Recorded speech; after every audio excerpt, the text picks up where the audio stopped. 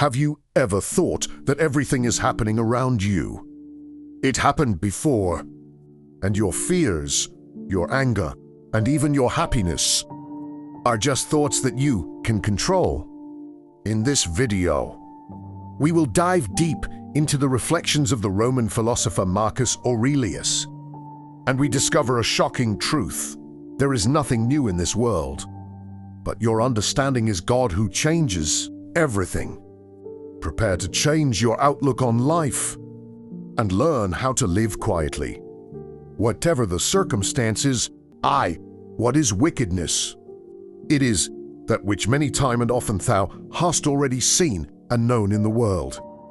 And so oft as anything doth happen that might otherwise trouble thee, let this memento presently come to thy mind, that it is that which thou hast already often seen and known.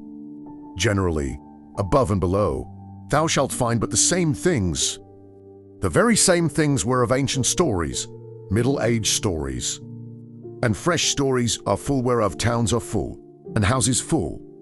There is nothing that is new. All things that are both usual and of little continuance. 2.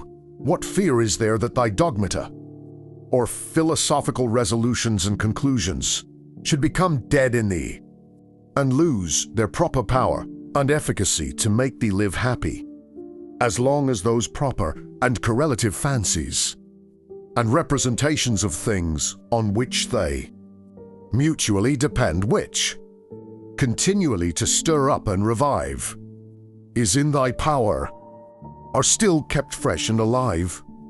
It is in my power concerning this thing that is happened, whatsoever it be, to conceit that which is right and true. If it be, why then am I troubled? Those things that are without my understanding are nothing to it at all, and that is it only, which doth properly concern me. Be always in this mind, and thou wilt be right. 3. That which most men would think themselves most happy for, and would prefer before all things, if the gods would grant it unto them after their deaths, thou mayst whilst thou livest grant unto thyself. To live again, see the things of the world again, as thou hast already seen them. For what is it else to live again? Public shows and solemnities with much pomp and vanity, stage plays, flocks and herds, conflicts and contentions, a bone thrown to a company of hungry curs, a bait for greedy fishes, the painfulness and continual burden-bearing of wretched aunts, the running to and fro of terrified mice, little puppets drawn up and down with wires and nerves. These be the objects of the world. Among all these thou must stand steadfast, meekly affected, and free from all manner of indignation, with this right ratiocination and apprehension, that as the worth is of those things which a man doth affect, so is in very deed every man's worth more or less. 4. Word after word, every one by itself, must the things that are spoken be conceived and understood, and so the things that are done, purpose after purpose, every one by itself likewise. And as in matter of purposes and actions, we must presently see what is the proper use and relation of every one, so of words must we be as ready to consider of every one what is the true meaning and signification of it according to truth and nature, however it be taken in common use. V. Is my reason and understanding sufficient for this, or no? If it be sufficient, without any private applause, or public ostentation as of an instrument, which by nature I am provided of, I will make use of it for the work in hand, as of an instrument, which by nature I am provided of. If it be not, and that otherwise it belong not unto me particularly as a private duty, I will either give it over, and leave it to some other that can better effect it, or I will endeavor it, but with the help of some other, who with the joint help of my reason is able to bring somewhat to pass, that will now be seasonable and useful for the common good. For whatsoever I do either by myself or with some other, the only thing that I must intend is that it be good and expedient for the public. For as for praise, consider how many who once were much commended are now already quite forgotten. Yea, they that commended them, how even they themselves are long since dead and gone. Be not therefore ashamed, whensoever thou must use the help of others. For whatsoever it be that lieth upon thee to effect, thou must propose it unto thyself, as the scaling of walls is unto a soldier. And what if thou through either lameness or some other impediment art not able to reach unto the top of the battlements alone, which with the help of another thou mayst? Wilt thou therefore give it over, or go about it with less courage and alacrity, because thou canst not effect it all alone? 6.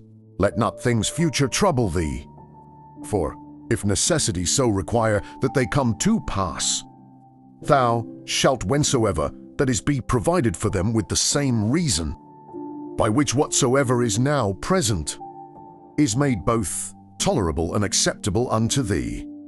All things are linked and knitted together, and the knot is sacred, neither is there anything in the world that is not kind and natural in regard of any other thing, or that hath not some kind of reference and natural correspondence with whatsoever is in the world besides.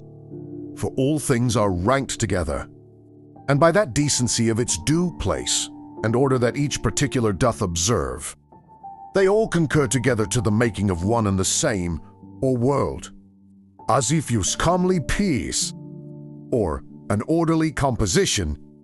For all things throughout there is but one and the same order, and through all things one and the same God, the same substance and the same law.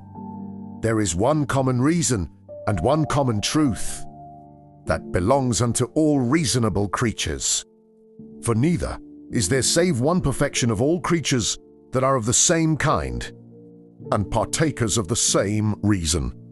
7. Whatsoever is material doth soon vanish away into the common substance of the whole. And whatsoever is formal, or whatsoever doth animate that which is material, is soon resumed into the common reason of the whole, and the fame and memory of anything is soon swallowed up by the general age and duration of the whole. 8. To a reasonable creature, the same action is both according to nature and according to reason. 9. Straight of itself, not made straight. X. As several members in one body united, so are reasonable creatures in a body divided and dispersed, all made and prepared for one common operation. And this thou shalt apprehend the better, if thou shalt use thyself often to say to thyself, I am, or a member of the mass and body of reasonable substances. But if thou shalt say I am, or a part, thou dost not yet love men from thy heart. The joy that thou takest in the exercise of bounty is not yet grounded upon a due ratiocination and right apprehension of the nature of things. Thou dost exercise it as yet upon this ground barely, as a thing convenient and fitting, not as doing good to thyself, when thou dost good unto others. She of things that are external, happen what will to that which can suffer by external accidents. Those things that suffer, let them complain themselves, if they will. As for me, as long as I conceive no such thing, that which is evil have no hurt, and it is in my power not to conceive any such thing. 12. Whatsoever any man either doth or saith, thou must be good, not for any man's sake, but for thine own nature's sake, as if either gold, or the emerald, or purple, should ever be saying to themselves, whatsoever any man either doth or saith, I must still be an emerald, and I must keep my color. 13. This may ever be my comfort and security, my understanding. That ruleth over all, will not of itself bring trouble and vexation upon itself. This I say, it will not put itself in any fear, it will not lead itself into any concupiscence, if it be in the power of any other to compel it to fear, or to grieve, it is free for him to use his power. But sure, if itself do not of itself, through some false opinion or supposition incline itself to any such disposition, there is no fear. For as for the body, why should I make the grief of my body to be the grief of my mind? If that itself can either fear or complain, let it. But as for the soul, which indeed can only be truly sensible of either fear or grief, to which only it belongs according to its different imaginations and opinions, to admit of either of these, or of their contraries, thou mayst look to that thyself, that it suffer nothing,